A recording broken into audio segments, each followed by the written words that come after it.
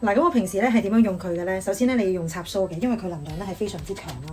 咁咧你用咗插蘇之後咧，你就再喺後邊咧拍翻佢個掣，然後咧你就會見到咧個熒光幕咧係會着咗嘅啦。咁但係因為咧佢有兩個頭嘅，有個 RF 同埋嗰個 HIFU 嘅頭啦，你要咧選擇翻咧你用邊一個模式。如果你係用 HIFU 嘅話咧，你就將佢另一條線嗰個頭咧駁落去佢 HIFU 嗰個機身嗰度啦。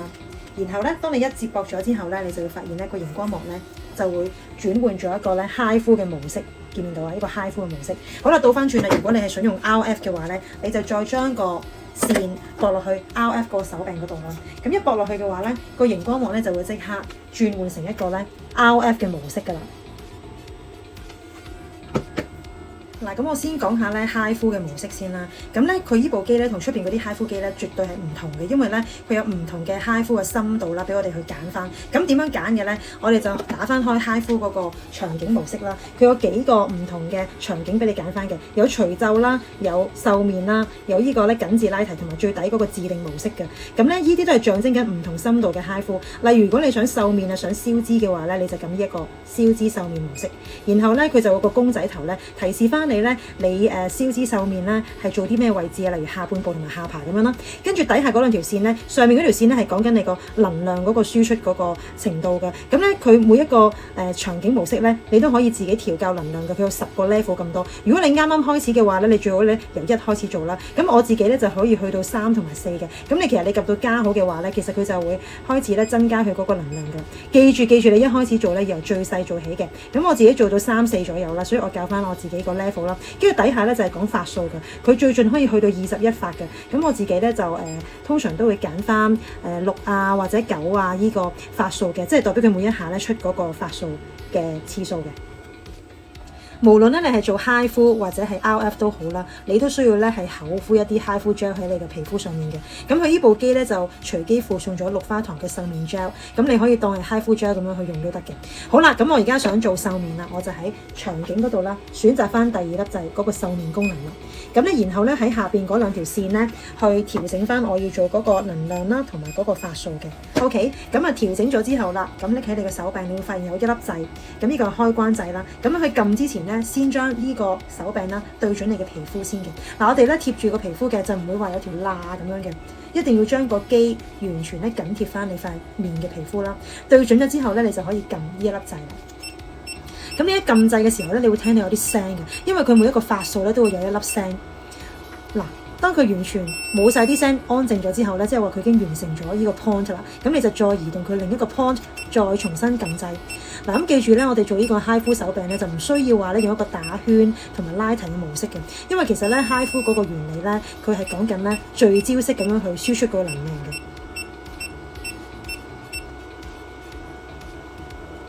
OK， 嗱，咁如果你中途話想轉 mode 喎，你可能獸面之後咧，你想啲皮膚再 firm 啲同埋提升翻，咁咧你就可以咧轉模式。咁轉模式咧就撳翻咧嗰個箭嘴仔啦，喺呢個位置啦，然之後去翻第一個版面，然之後咧你撳翻第3粒掣，第3粒掣咧係一個緊緻提升，亦都係 HIFU 最高深度嘅一個層次嚟嘅。咁同樣地咧，你揀翻你自己想要嘅能量啦，同埋嗰個發數啦。咁嗱，緊緻拉提通常啲女仔都會做一個jaw line 嘅位置嘅，咁咧你同樣都係咧對準咗 jaw line 嘅位置啦，然之後就撳掣啦。聽唔聽到啲聲啊？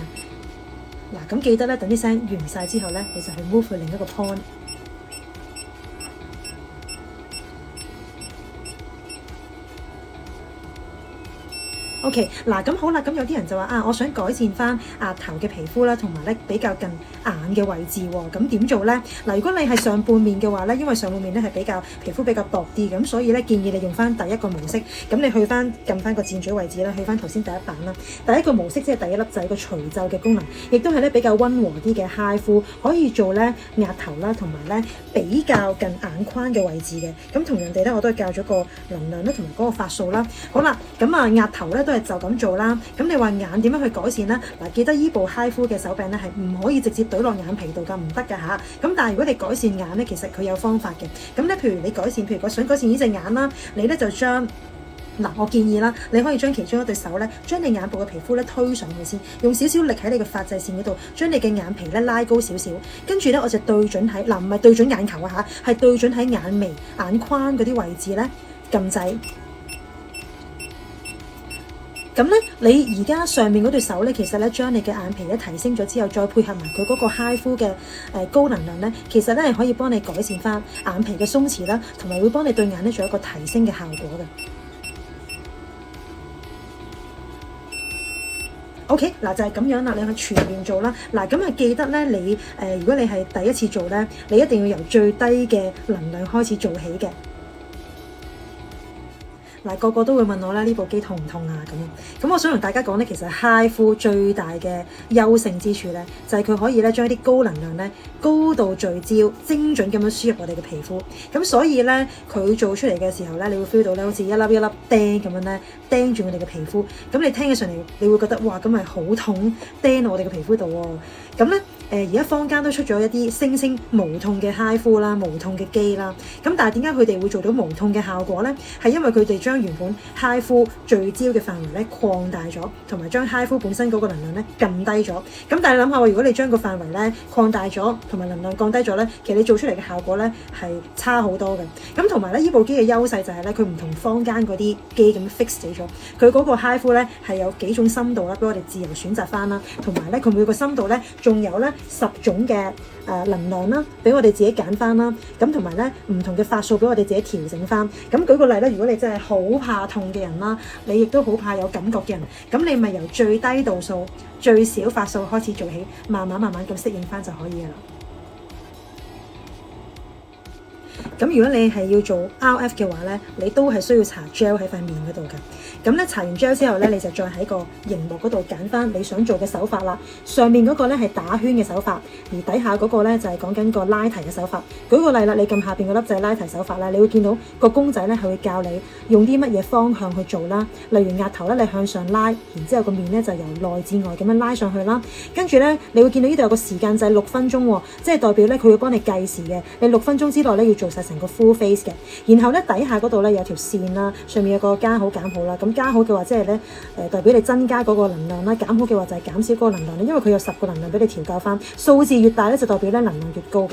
當你調整晒個能量之後咧，你就準備做啦。咁其實咧佢係得一粒掣嘅啫。當你對準咗塊面之後咧，你就可以撳嗰粒掣啦。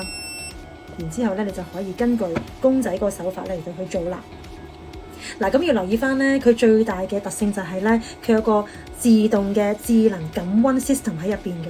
佢每一秒咧係會有33次嘅智能感溫 ，make sure 翻我哋塊面咧唔會過度灼熱，同埋 make sure 翻個能量咧係可以咧精準咁樣咧輸入翻我哋嘅皮膚嗰度嘅。好啦，咁幾耐做一次呢？如果係 RF 機嘅話咧，就1個星期做2至3次左右啦。咁但係如果係 HIFU 嘅機咧，因為佢能量係強啲嘅，咁我哋做嘅時候咧，如果啱啱開始咧，通常都會由最低個能量值做起啦。咁嗰段時間咧，你可以1個星期做一次。咁但係咧，如果你之後咧，你係做熟咗呢部機啦，你慢慢調整翻個能量越嚟越高嘅時候咧，其實咧就唔需要每個禮拜做一次啦。你可以褪到去2至3個星期做一次啦，或者之後1個月甚至乎幾個月咧做一次咧都可以嘅。咁其實咧，我用咗佢咧1個月左右咧，我就已經 feel 到啲皮膚咧係 firm 咗好多好多，同埋個輪廓咧係出翻晒嚟㗎。咁如果你問我咧，我就覺得呢部機咧係專係為成熟女士而設嘅。當你擺咗佢喺屋企咧，你就可以隨時隨地咧做到出邊美容院嗰啲機嗰啲效果。咁你都唔需要再俾話一大筆費用嗰啲出邊嗰啲美容院去再 plan，因為佢一部機2個頭，快靚正咁樣解決晒所有嘢咯。